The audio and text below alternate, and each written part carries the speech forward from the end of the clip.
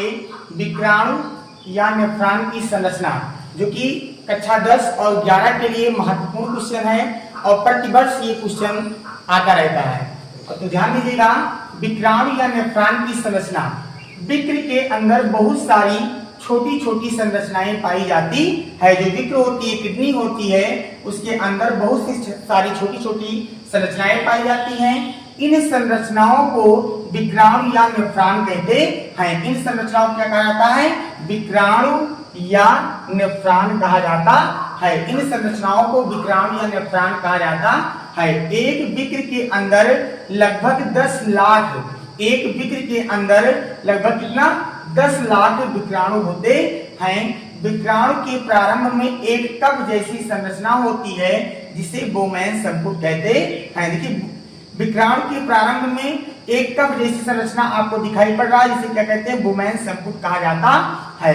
Bowman संपुट के अंदर बहुत सारी कोशिकाएं पाई जाती हैं। आप लोग देख रहे हैं बोमैन संपुट के अंदर ये क्या है? बहुत सारी कोशिकाएं पाई जाती है, जिसे कोशिका गुच्छा कहते हैं। जिसे क्या कहते हैं बेटा? कोशिका गुच्छा कहते हैं। देखिए आप लोग लिखा गया है, जिसे क्या कहते हैं? कोशिका गुच्छा कहते हैं।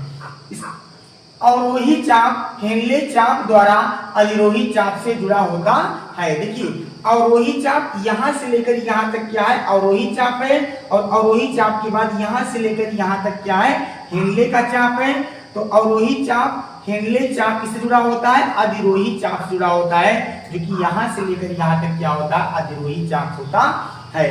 और यहाँ अधिरोही चाप संग्राहक नलिका में खुलता है। और ये अधिरोही चाप जो है कहाँ खुलता है? संग्राहक नलिका में। ये क्या है? संग्राहक नलिका है। संग्राहक नलिका में खुलता है। तो देखिए, विक्राणु के या नेफ्रॉन का नामांकित चित्र से आप लोग ध्यान दीजिएगा। नामांकित चित्र पर देखिए, ये आपके सामने नेफ्रॉन का नामांकित चित्र बना है। ये जो कप जैसी संरचना है, इसको हम लोग क्या बोलते हैं? बोमैन संपुट बोलते हैं। और बोमैन संपुट के अंदर बहुत सारी कोशिकाएं पाई जाती है, जिसको हम लोग क्या बोलते हैं? कोशिका गुच्छा बोलते हैं। इसे क्या बोलते हैं? कोशिका गुच्छा बोलते हैं। और जो इस तरफ आप लोग देख रहे हैं, इसको हम लोग क्या बोलते हैं? अविवाही धमनिका बोलते हैं। और जो आपका इधर है, इसको बोलते हैं अपवाही धमनिका। क्या बोलते हैं? अपवाही धमनिका बोलते हैं।